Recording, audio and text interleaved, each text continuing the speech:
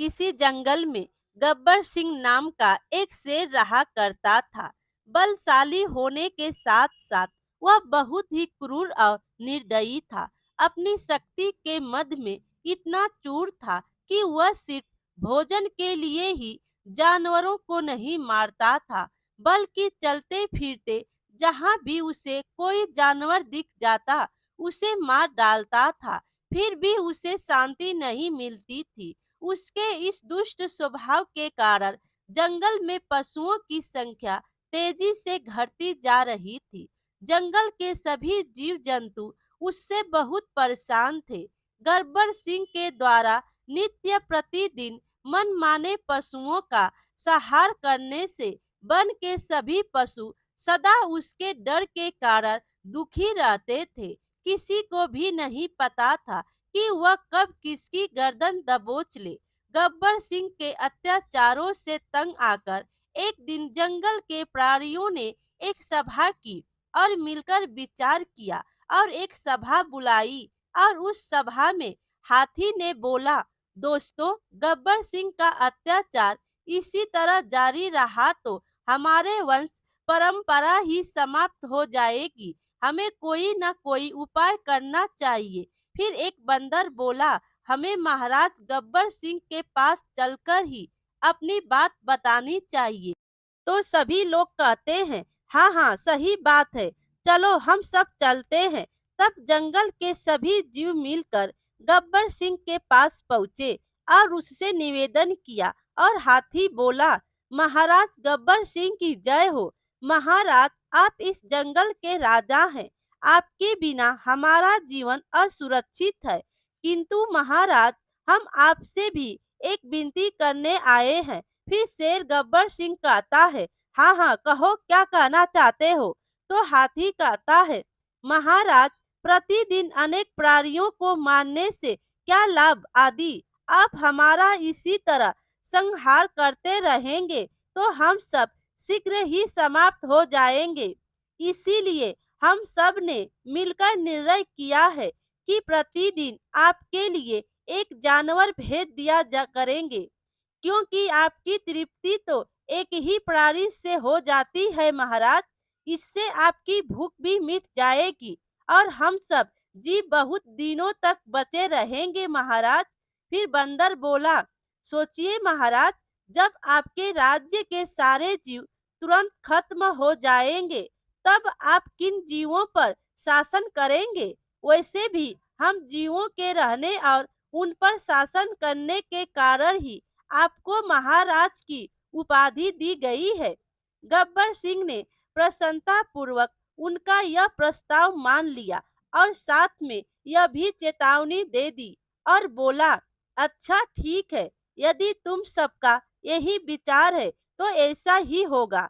मुझे तो प्रतिदिन सिर्फ एक जीव की ही आवश्यकता है, किंतु इस बात का ध्यान रहे कि इस नियम में किसी भी प्रकार की ढिलाई नहीं होनी चाहिए। अगर ऐसा हुआ तो मैं सभी को मार डालूंगा, समझे।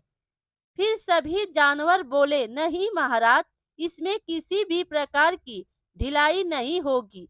बस उस दिन से नित्य नियम से एक पशु बारी बारी से शेर की सेवा में भेज दिया जाता। इससे शहर का आतंक तो समाप्त हो गया। अब अन्य वन्य प्राणी निर्भय होकर रहने लगे और गब्बर सिंह के दिन भी आराम से बीतने लगे। प्रतिदिन एक पशु उसके पास आ जाता और वह उसे खा जाया करता था। इसी क्रम में कुछ दिनों बाद एक खरगोश की बारी आ गई। खरगोश गब्बर सिंह की गुफा की ओर चल पड़ा, किंतु मृत्यु के भय से उसके पैर नहीं उठ रहे थे। मौत की घड़ियों को कुछ देर और टालने के लिए वह जंगल में इधर उधर भटकता रहा। खरगोश शरीर से यद्यपि बहुत था, परंतु उसकी बुद्धि बड़ी तीव्र थी। खरगोश मन ही मन सोचने लगा कि कितने निर्दयी हैं, सब अपनी जान बचाने के लिए मेरी जान लेना चाहते हैं। अरे, जीवित रहने की आशा से ही किसी को विनती की जाती है। जब मेरी मृत्यु शेर के द्वारा निश्चित ही है, तब मैं उसे मनाने की और प्रसन्न रखने की चेष्टा ही क्यों करूं? इतना सोचते सोचते जा ही रहा था कि उसे मार्ग में एक कुआं दिखाई दिया और कहता है, अरे यह क्या है? जरा नजदीक से देखता हूँ। कुएं के पास गया और अंदर झांककर देखा तो उसे अपना प्रतिबिंब कुएं के जल में दिखाई पड़ा। तभी खरगोश के मस्तिष्क में एक विचार कौदा और कहने लगा, अरे वाह, यह तो मेरी परछाई हूबहू मेरी तरह दिख रही है। क्यों ना उस दुरात्मा गब्बर सिंह को उसके ही वन में दूसरे सिंह के नाम से उसकी ही परछाई दिखाकर इस कुएं में गिरा दिया जाए। चलो अब चलता हूँ। यह उपाय सोचता सोचता वह पूरा दिन बिताकर सायंकाल वह गब्बर सिंह के पास पहुंचा। उधर गब्बर सिंह उस समय भूख प्यास से बौखलाया हुआ अपने ओठ चाट रहा था।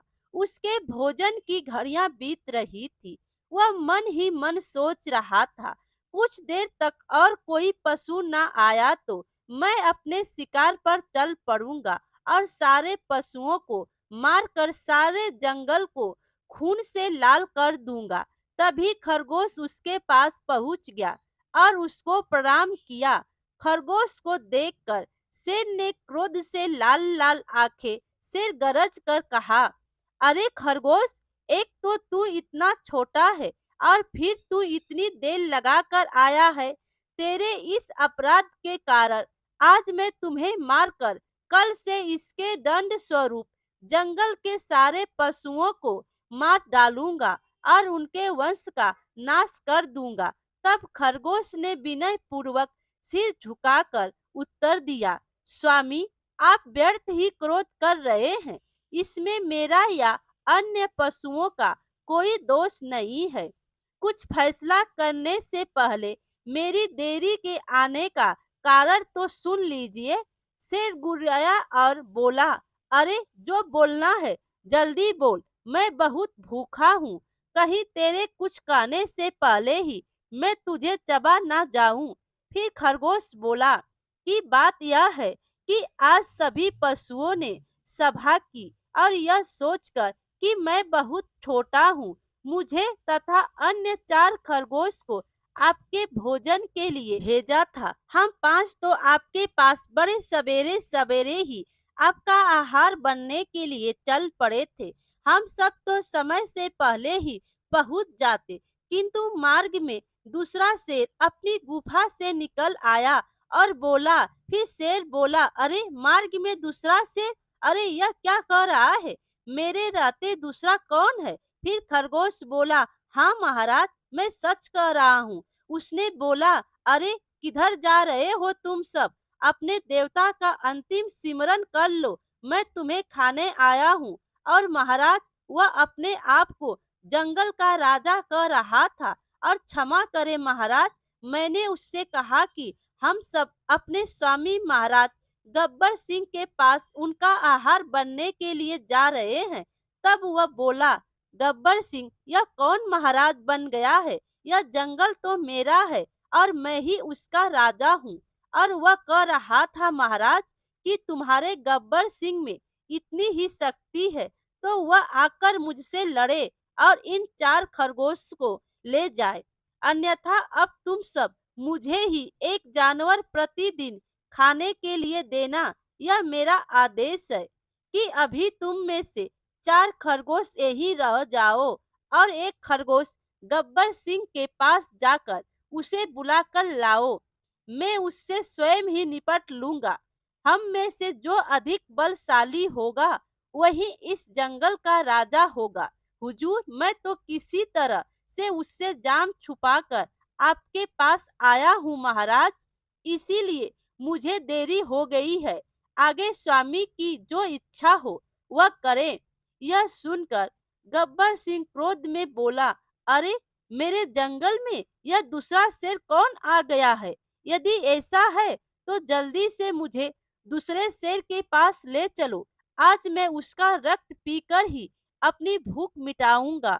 इस जंगल में मेरे अतिरिक्त अन्य किसी शेर हस्तक्षेप मुझे मंजूर नहीं है। फिर खरगोश बोला, स्वामी, यह तो सत्य है कि आप अपने राज्य के लिए युद्ध करना आप जैसे शूरवीरों का धर्म है। इतना सुनते ही क्रोध में पागल हुआ गब्बर सिंह गरज कर बोला, कहाँ है वह शेर? कहाँ है? ले चलो मुझे उसके पास। आज मैं भोजन बाद में करूंगा, पहले उस शेर को मृत्यु लोक पहुंचाऊंगा। फौरन मुझे उस स्थान पर ले जाए। फिर खरगोश बोला, ठीक है महाराज, यदि आपका यही निर्णय है तो चलिए मेरे साथ। खरगोश तो यही चाहता ही था, फिर क्या था। आगे आगे खरगोश और पीछे पीछे दहाड़े मारता हुआ शेर चल पड़ा। खरगोश उसे उसी कुएं के पास ले गया और बोला, महाराज, इसी स्थान पर मुझे वह शेर मिला था, मैं अभी खोजता हूँ। फिर इधर उधर उछलकर शेर को ढूंढने का नाटक करते हुए अंत में कुएं की ओर इशारा करते हुए बोला, महाराज, मुझे लगता है कि आपकी दहाड़ सुनकर वह डर गया है और वह आपको आता देखकर अपने इसी गुफा में छुप गया है। आइए मैं आपको उसकी सूरत दिखा दूं। तब उस मूर्ख गब्बर ने झुककर झांका तो उसे अपनी ही परछाई दिखाई दी। तो उसने समझा कि यही दूसरा शेर है। फिर शेर बोला, अरे हाँ, तुम ठीक कह रहे हो खरगोश, दूसरा शेर तो यही छिपा है। फिर खरगोश बोला, मैं तो हमेशा सच ही कहता हूँ महाराज। फिर शेर गब्बर सिंह कहता है, अरे तेरी इतनी हिम्मत, निकल बाहर और मुझसे मुकाबला कर। फिर वह जोर से गरजा तो उसके गरज के उत्तर में कुएं में दुगनी गरज की आवाज सुनाई दी। गब्बर सिंह को आशा थी कि उसकी गर्जना सुनकर वह शेर डर जाएगा, परंतु उसके गर्जने की प्रतिध्वनि उस कुएं से और भी अधिक वेग से उसे सुनाई दी। अब तो वह क्रोध में पागल हो गया और कहने लगा, तेरी इतनी हिम्मत कि तू मेरी नकल करता है? अभी दबोचता हूँ तुझे। तो वापस से वही आवाज आती है, अभी दबोचता हूँ तुझे। फिर गब्बर सिंह कहता है, अरे फिर तूने मेरी नकल की, ठहर अभी। और गब्बर सिंह ने बिना कुछ सोचे समझे उस शेर को दबोचने के लिए कुएं में छलांग लगा दी। इस प्रकार उसकी अपनी मूर्खता के कारण अपने प्राण अंत हो गया। खरगोश ने लौटकर जब अपने साथियों को इसकी सूचना दी तो उसकी बुद्धि की बहुत बहुत प्रशंसा होने लगी। खरगोश ने अपने साथियों को बोला, दोस्तों, मैंने उस दुष्ट शेर का अंत कर दिया है। तो बंदर कहता है, लेकिन तुम तो इतने छोटे हो, तुम शेर का मुकाबला कैसे कर सकते हो? फिर खरगोश बोला, बात अपने छोटे और बड़े का नहीं है दोस्त, बात अपनी बुद्धि की है। बुद्धि के बल पर बड़े से बड़ा कार्य को भी किया जा सकता है, समझे? फिर हाथी बोला, अरे हाँ हाँ, सही कहा, बलशाली वही है जिसके पास बुद्धि है, इसीलिए बुद्धि ही श्रेष्ठ धन होता है। मेरे प्यारे दोस्तों, कहानी अच्छी लगी हो तो लाइक कीजिए और अपने दोस्तों में भी शेयर कीजिए, और चैनल पर नए हो तो चैनल को सब्सक्राइब कीजिए। Thank you.